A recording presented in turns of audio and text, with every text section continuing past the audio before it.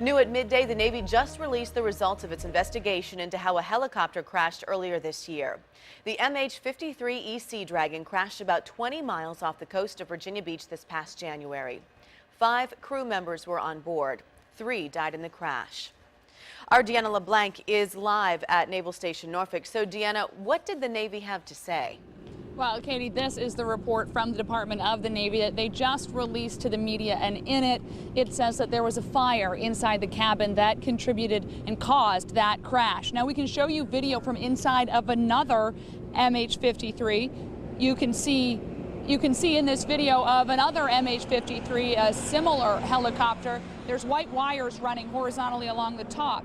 At the time of the crash, it was touching the fuel line that runs vertically. Investigators believe the wire rubbed against the fuel line, which caused chafing. That created 2 small holes inside the pipe. It also caused the wire's insulation to wear off. The wire shorted and sparked the fuel that was leaking out of those holes. A fire erupted in the upper left-hand side of the aircraft just behind the cockpit, resulting in thick black smoke filling the cabin and cockpit and blinding the crew. This caused the crew to lose spatial orientation and become disoriented, which resulted in the crash of the helicopter.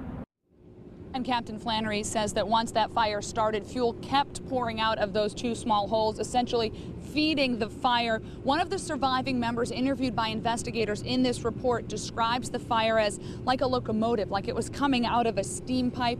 15 seconds after that fire started, crew members put on their breathing devices. Just 5 seconds after that, the helicopter crashed.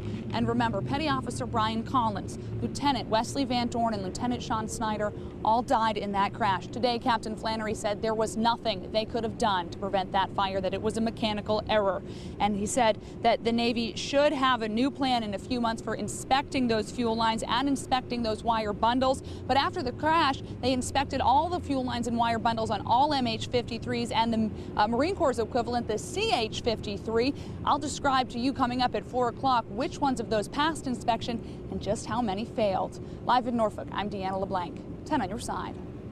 Very interesting, Deanna. Thank you. We want to give you a little more information on the type of helicopter that crashed. The MH-53E Sea Dragon is designed to destroy land-based or sea-based mines.